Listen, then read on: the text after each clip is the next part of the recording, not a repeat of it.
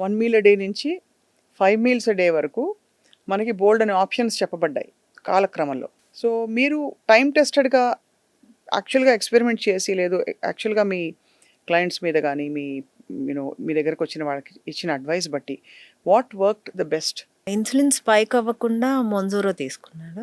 1 meal a day also worked. అది. So, insulin spike అవ్వకుండా తిన్నప్పుడు మనం ఒక 3 మీల్స్ 1 మీల్ క్యాలరీనే చేసుకున్నా మనం తగ్గుతాం. అన్నిటికంటే వర్క్ అయ్యేది స్లీప్. స్లీప్. యాహ్! 11-5 ఎవరైతే నిద్రపోతారో వాళ్ళ హార్మోన్స్ అన్నీ బ్యాలెన్స్ ఉంటాయి. అది. ఎవరైతే నవ్వుతూ ఉంటారో వాళ్ళు హెల్తీగా ఉంటారు. సో, ఇది వర్క్ అవుతది.